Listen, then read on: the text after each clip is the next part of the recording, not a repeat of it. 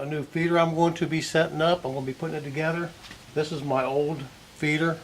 It actually got destroyed when the squirrels actually gnawed a hole in the top of the lid. This is the rest of it right here. As you can see, it's bolted up. It broke here. I went ahead and fixed it. Got my screws here. What it looks like. I'm going to actually hook it up, set it down in there like so. This is the bucket. I'm going to go ahead and put a hole in the bottom of it and get it set up. Okay, I got my 4 holes drilled so that I can put my feeder motor on there. I'm going to put a big hole right here. Got a pretty good sized hole in it now. I'll go ahead and put the feeder motor right on the bottom of this. It's all mounted. You can see down in there. That's where my corn will go. Okay, now with this 2x4 sitting here, I'll put a hole right here and a hole right here into this pipe so that I can mount it to this board. By using this board, I got the holes in line. Now I'm going to go ahead and put some holes into this board so that I can mount this pipe to this board. Now I put holes in this board. I've lined them up with these holes. I've already threaded them through with the bolt that I'm going to use to make it easier to put them in and get them mounted. Took a good chunk out of it because it's going to be mounted to a 6x6 post. Now to make this more secure, I'm going to put a slot right here because I'm going to make this here slip through it so I can put a lock on it. I got the slot cut in my bucket. I'll mount this to the post, and when I do, what's going to happen is I will push the bucket into this, and as you can see, it will come through, and I'll just simply put a lock on it. First thing I'm going to do, I'm going to get an idea of how far this has to be on here in order to get this off the ground. So about right there looks good. So I'm going to mount it right here at that mark.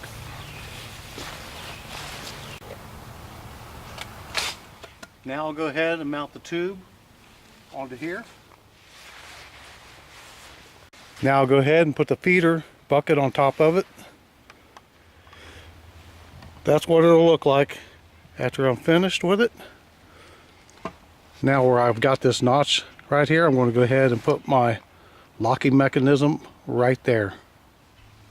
I got the locking mechanism set up. Now I'll go ahead and throw some corn down in here and see how it works. Okay, it's saying 323, so I'm going to go ahead and set this to go off at 326.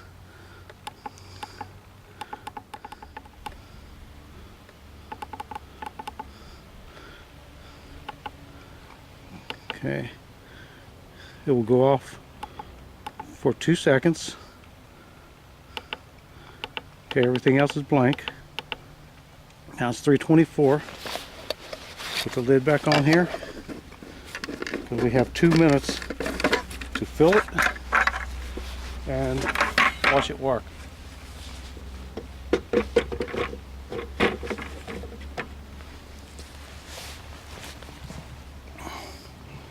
When it goes off, it'll come out right down there at the bottom.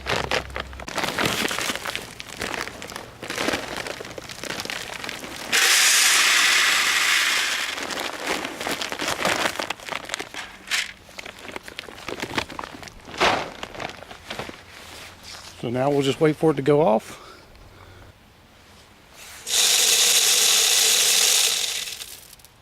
There we go. That's how I want it to work.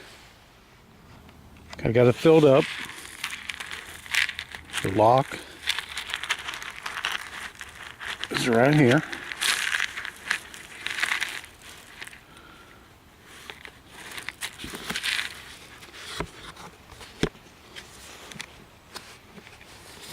Latch the lid back down. Strap around it to keep it more secure.